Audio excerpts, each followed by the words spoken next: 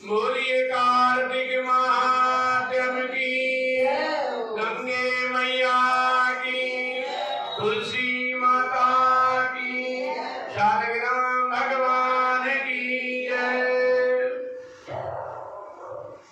सभी प्रकार के विघ्नों का नाश करने वाले श्री गणेश जी महाराज, सारी सृष्टि का पालन करने वाले ब्रह्मा जी,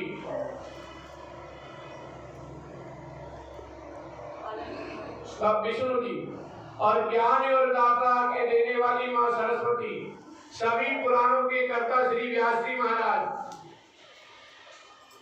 तथा सभी ज्ञानी जनों के चरण कमलों में नतमस्तक होकर के भगवान की श्रद्धा और भक्ति रस में डूबे हुए ये कार्तिक मास का महीना, कार्तिक मास की कथा प्रारंभ करने को जा रहा हूं। सभी पापों से मुक्ति दिलाकर इस लोक में सर्व सुख, धन वैभव, रिद्धि सिद्धि और अंत में मोक्ष प्रदाय के पावन कथा है। एक समय धर्म के गूढ़ रहस्यों का ज्ञान विज्ञान और शास्त्रों में वर्णित कथाओं पर गहन चर्चा करते हुए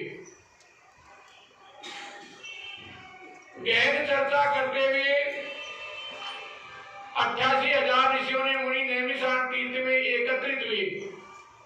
उनके मध्य में महर्षि वेद व्यास जी, स्वयं शिष्य श्री सूत जी महाराज ऐसे सुशोभित हो रहे हैं जैसे आकाश में तारों के मध्य में चंद्रमा रहते हैं।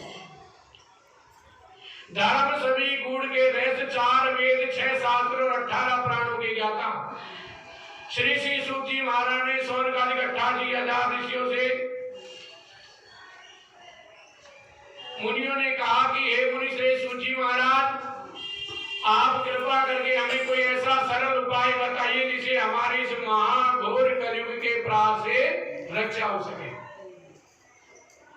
समस्त ऋषि मुनियों के मुख से बात सुनकर के सूत जी महाराज बोले कि तुम्हारी श्रद्धा और प्रभु भक्ति देखकर मेरा हृदय बहुत ही प्रसन्न है। इसी से आज मैं तुम्हें कार्तिक माध्यम की पावन कथा सुना रहा हूं। इसके सुनने से कली काल में मनुष्य के समस्त पापों का नाश हो जाता है और मनुष्य वैकुंठ में वास पाता है।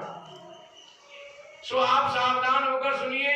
एक समय सभी जीवों का भला चाहने वाले ब्रह्मा जी के पुत्र श्री नारद जी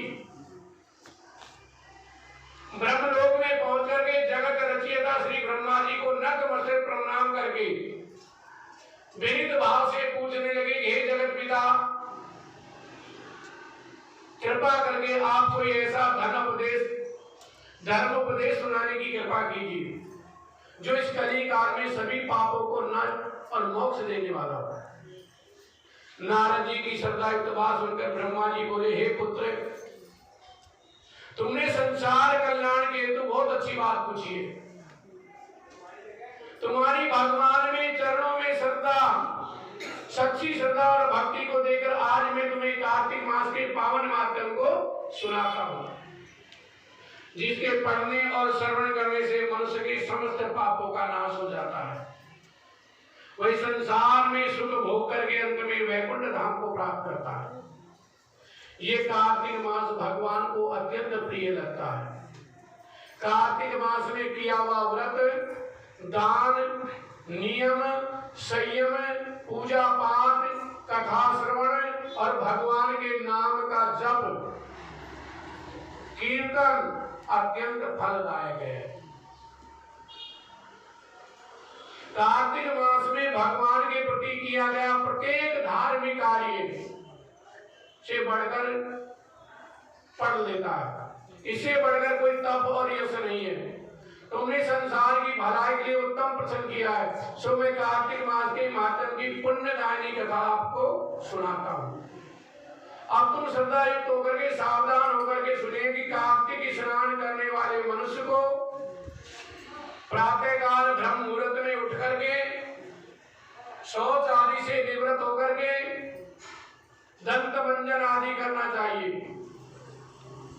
परंतु याद रहे कि श्राद्ध, सूर्य अथवा चंद्र ग्रहण, एकम, अमावस्या, छठ, नवमी और एकादशी और रविवार को दातुन नहीं करनी चाहिए। जिस दिन दातुन नहीं करनी हो उस दिन पानी के 12 कुल्ले कर लेंगे, मुंह साफ कर लेना चाहिए। जब 2 घड़ी रात्रि शेष रह जाए तब काले तिल, चंदन, चावल, पुष्प कुशा लेकर के तालाब, कुंड, संगम या किसी तीर्थ स्थान पे जाकर के स्नान करें। अगर तीर्थ स्थान में नहीं जाए तो अपने घर में ही स्नान कर ले। वहां हाथ जोड़कर प्रार्थना करेंगे, हे भगवान, आप एवं लक्ष्मी जी को प्रसन्न करने के लिए मैं समस्त प्रत्येक कार्तिक मास में स्नान करना चाहता हूँ। इस प्रकार प्रतिज्ञा करके श्री गंगा जी, भगवान शिव, सूर्य देव और विष्णु भगवान का ध्यान करके नाभि पर्यंत जल में प्रवेश करके अच्छी तरह स्नान करें। फिर जल से बाहर निकल करके देवता, ऋषि, मुनियों का तर्पण करें। स्नान करके धूल मिट्टी से बचना चाहिए। यदि भूलवश किसी जीव जंतु का स्पर्श हो जाए तो दोबारा नहाना चाहिए। मिथ्यावादी, नीच प्रकृति वाले मनुष्यों से कभी भी वार्तालाप नहीं करें, क्योंकि वे वैसे ही वार्ता करेगा जो उसकी प्रवृत्ति है, लेकिन इस प्रवृत्ति से दूर रहे। इसके बाद में भगवान का 16 उपचार से भगवान का पूजन करें। 16 प्रकार की चीजों से भगवान का पूजन करें, प्रार्थना करें कि हे भगवान, आप श्री राधा जी सहित मेरे इस अर्घ को ग्रहण करना। प्रार्थना करना, सबसे पहले भगवान का आह्वान किया जाता है, बुलाया जाता है भगवान को।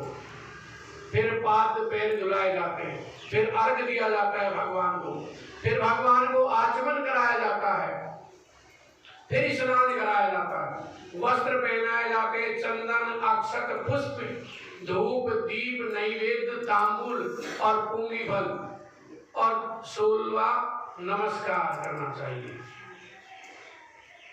दक्षिणा चढ़ाकर नमस्कार करें भगवान को। ये 16 प्रकार की चीजों से भगवान की पूजा करनी चाहिए। और फिर सालग्राम की मूर्ति को तुलसी अर्पण करें और भगवान का 16 उपचार से पूजन करके क्षमा याचना करनी चाहिए। बोलिए कार्तिक महात्म की